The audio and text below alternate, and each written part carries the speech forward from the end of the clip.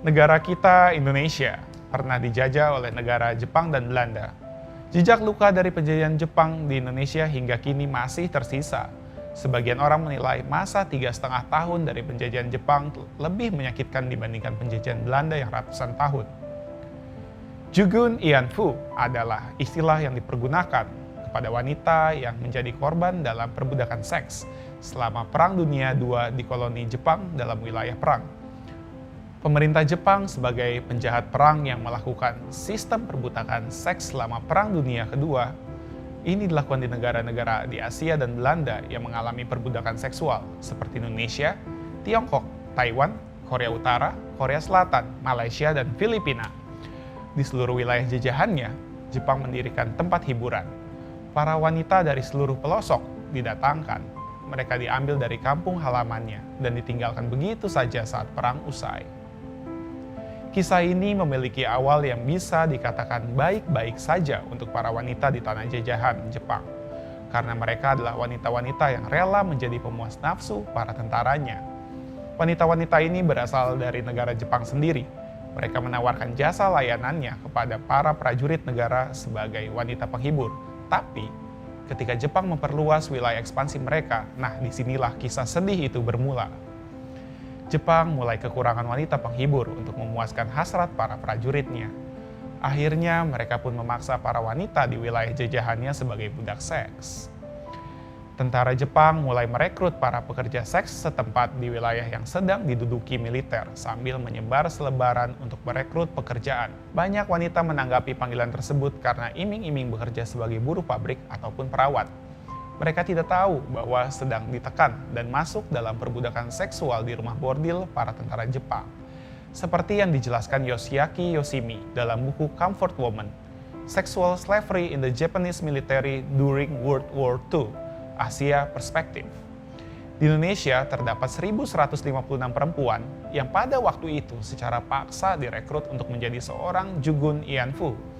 Mereka ditarik dan diambil begitu saja di jalan-jalan, di pasar, bahkan di rumah, dengan cara diiming-imingi untuk menjadi seorang penghibur. Namun dalam arti yang positif, seperti penyanyi, pemain film, aktris, atau pekerja di restoran, yang merupakan pekerjaan yang terhormat dan gaji yang cukup tinggi. Mereka yang cantik-cantik ini dijemput paksa oleh tentara Jepang, dibawa naik paksa oleh truk menuju bangunan-bangunan besar. Bangunan besar ini biasanya bekas rumah sakit, barak tentara, ataupun asrama.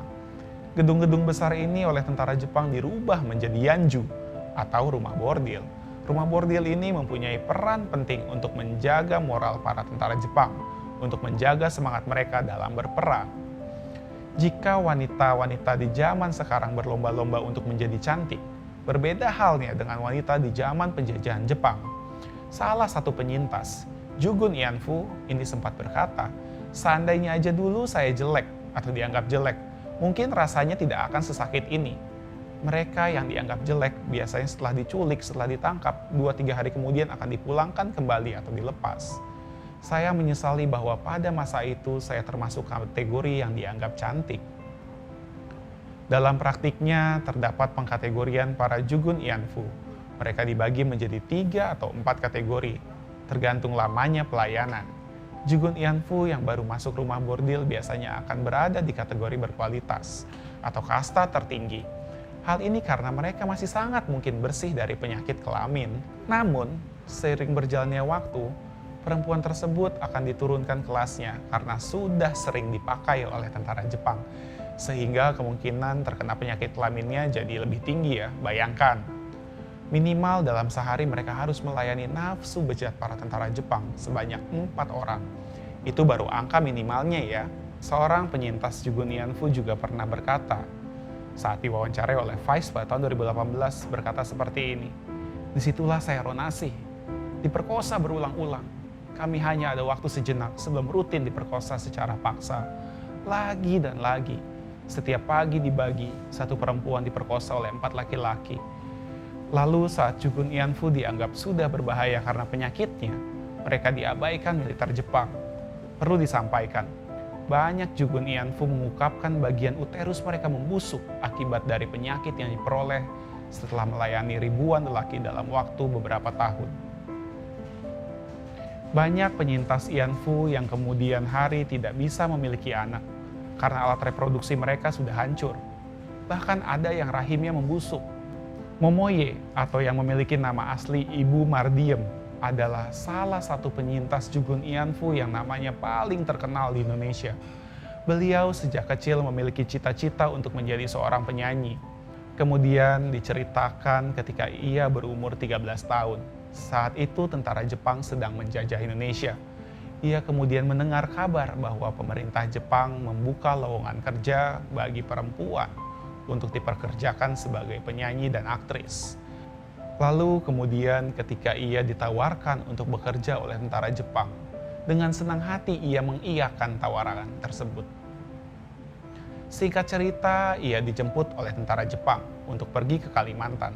Setibanya di Kalimantan, ia dengan beberapa temannya yang juga ditawari pekerjaan itu menempati kamar berukuran 7,5 meter.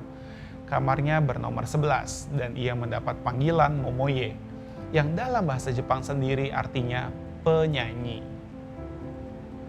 Mardiem tiba-tiba saja mendapat firasat buruk. Akan dijadikan apa dia dan teman-temannya dengan mendapatkan kamar yang seperti itu? Dan situasi yang jauh beda dengan apa yang ia bayangkan. 2 hari kemudian datang seorang laki-laki Jepang yang masuk ke kamarnya, merayunya dan kemudian memaksanya untuk memenuhi nafsu. Dengan kasarnya laki-laki itu merenggut keperawanan Mardiem.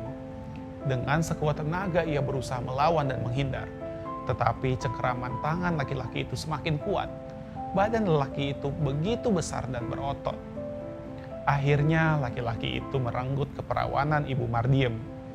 Belum selesai rasa nyeri yang dideritanya, datang lagi laki-laki kedua, memaksanya dan menyetubuhinya tanpa memberi dia kesempatan untuk beristirahat.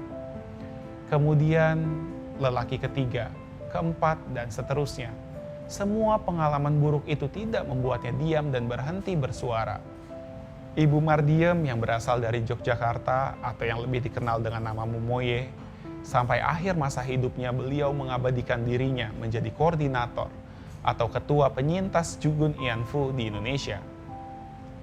Selepas Jepang mengakui kekalahannya pada dunia, perlahan kekuatan Jepang pun menurun, tanpa terkecuali di wilayah-wilayah yang jadi tempat koloninya. Momen tersebut tak cuma jadi angin segar bagi para pejuang kemerdekaan Indonesia, tapi juga para Jugun Ianfu. Setidaknya mereka telah lepas dari jeratan perbudakan seks militer Jepang.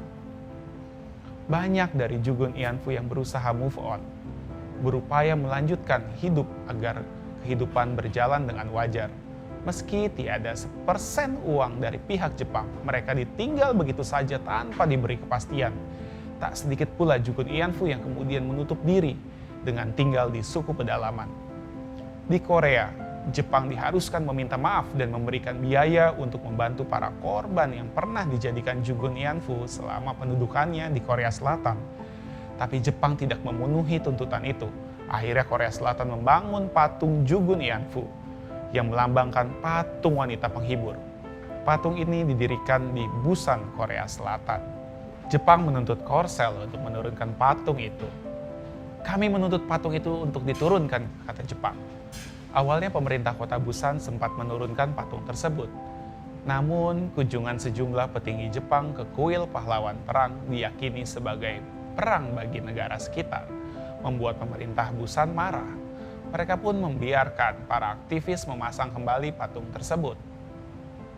Sedangkan di negara kita Indonesia, kasus dan cerita Jugun Ianfu ini hanya menjadi sejarah yang terlupakan. Para penyintas Jugun Ianfu harus berjuang sendirian. Nah, para pencari fakta, coba tinggalkan komentar di bawah pendapat kalian tentang kasus Jugun Ianfu ini. Jangan lupa like dan subscribe channel Bertemu Media supaya kalian menemukan informasi menarik lainnya. Saya Mas Theo, kita ketemu lagi di episode selanjutnya. See you guys!